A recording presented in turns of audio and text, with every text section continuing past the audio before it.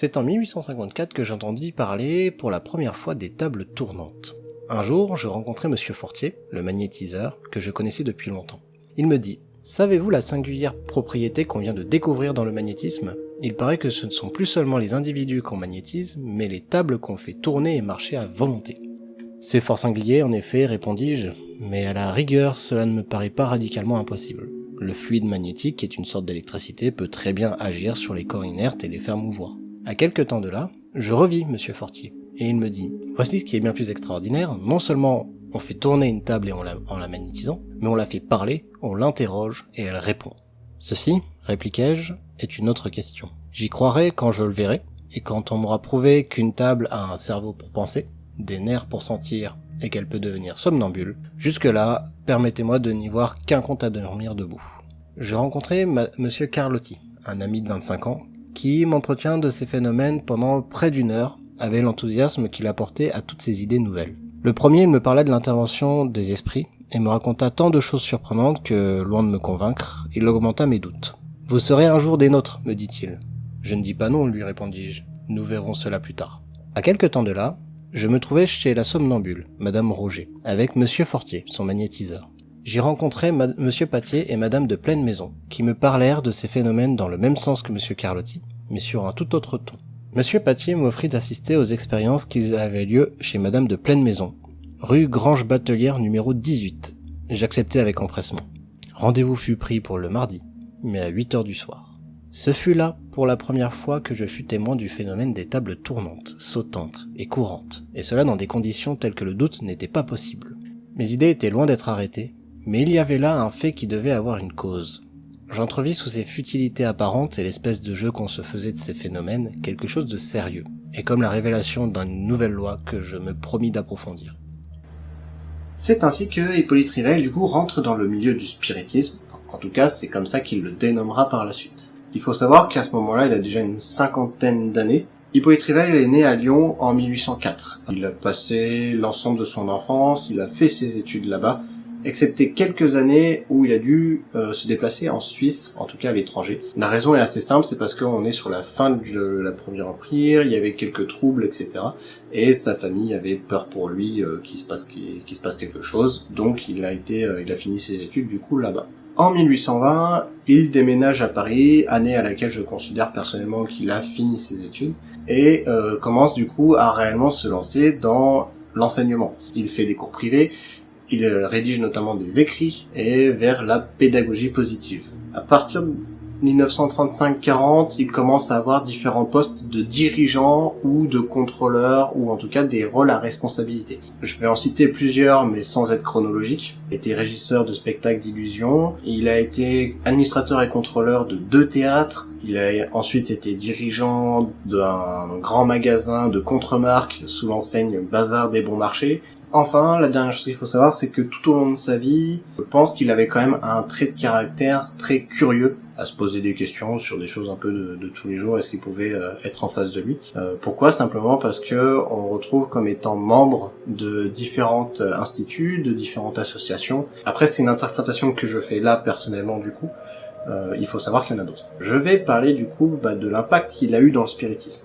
En 1855, il a commencé à rencontrer du coup plusieurs personnes, plusieurs médiums, vous l'avez probablement compris de l'histoire que j'ai racontée au tout début de cette vidéo. De l'ensemble de ces rencontres, etc., il a commencé à écrire tout ce qu'il a vécu. Toutes les demandes qu'il a fait avec les réponses qu'il avait en face, etc., il passait en permanence, lui, à l'écrire, et il a même missionné d'autres médiums à faire de même, à poser diverses questions. Il leur transmettait en fait une liste de questions, et eux leur donnaient en fait une liste de réponses qu'il y avait en face.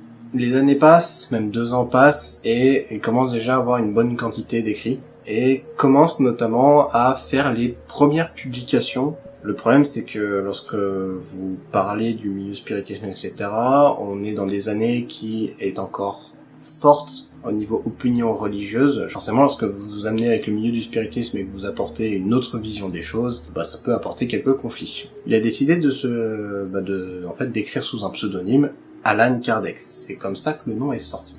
Alors, d'où vient ce pseudonyme Allan Kardec ? Mais cela viendrait probablement du fait que il a aussi étudié un peu ses vies antérieures et que l'une de ses vies antérieures, voilà, il s'appelait Alan Kardec et que il était druide. Pendant 14 ans, il va continuer sans cesse à poser des questions, obtenir des réponses, faire des traces écrites. Il a commencé à publier son premier écrit en 1857, soit 2 ans après la première expérience qu'il y a eu dans le milieu du spiritisme, qui s'appelle le Livre des Esprits. Il contenait à peu près 500 questions, ça a été vraiment au moment où il a lancé son premier écrit. Je suis plus fan de la deuxième édition qui, elle, contient 1000 questions et qui reprend en fait plusieurs choses de la première édition et qui est gérée par Alan Kardec derrière. Par contre, le plus important là-dessus, que j'accorderai sur le Livre des Esprits, c'est d'en lire au moins l'introduction. Elle dure une 20aine de pages et concrètement elle expose des idées et des choses qui sont très très intéressantes si vous êtes intéressé dans le milieu du spiritisme. Il va continuer ensuite sur un deuxième écrit qui s'appelle le Livre des Médiums.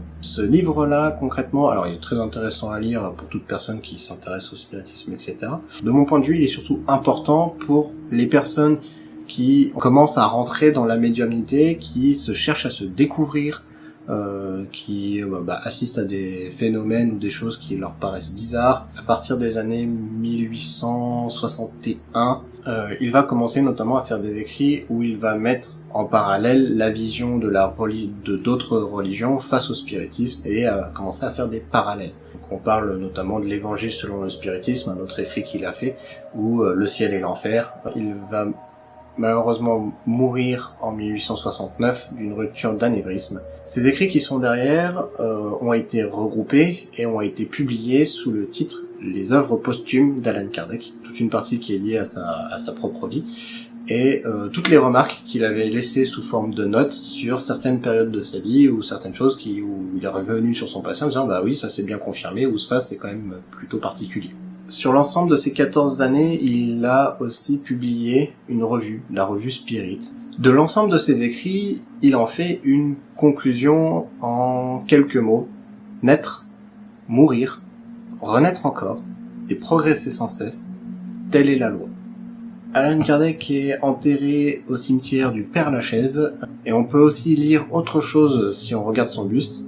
Tout est fait à une cause, tout est fait intelligent à une cause intelligente.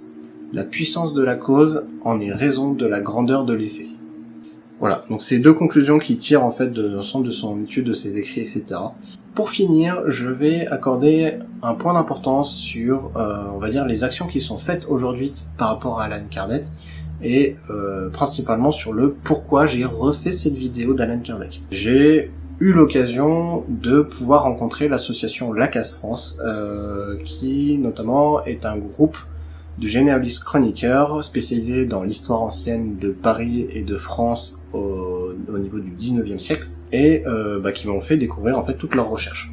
En parallèle de cette association à laquelle je remercie d'avoir partagé du coup l'ensemble de ces informations et de ces recherches, il faut savoir qu'il y a aussi d'autres groupes de recherche. Chacune d'elles va avoir son interprétation en fonction des récits historiques qu'il y a en face d'eux en fait. N'hésitez pas à partager et à ouvrir les traces écrites que vous retrouvez qui peut relater d'Alan Kardec ou de personnes proches d'Alan Kardec. Voilà, s'il y a des archives qui sont fermées à certaines personnes, c'est assez triste parce que du coup, ça ne permet pas du coup d'avoir des bonnes interprétations ou on peut faire des interprétations qui sont fausses. Voilà, j'espère qu'en tout cas cette vidéo vous a plu, que cette réédition d'Alan Kardec ne vous a pas perturbé parce que je sais que j'en ai déjà parlé. Je vous avais parlé notamment que je vous avais réservé une petite surprise et que vous allez probablement avoir une vidéo pour fin août, début septembre qui allait révéler cette surprise-là. Malheureusement, ça ne s'est pas fait dans le bon contexte et du coup, je ne peux pas vous proposer cette surprise-là de suite. Elle viendra probablement plus tard. Je suis enfin revenu de vacances, donc vous allez avoir des sujets et des vidéos qui vont probablement être un peu plus longues. N'hésitez pas surtout à faire vos retours, à faire vos commentaires. Surtout ça, je vous dis à la prochaine, portez-vous bien. Et surtout, la preuve par cette vidéo même, gardez l'œil ouvert.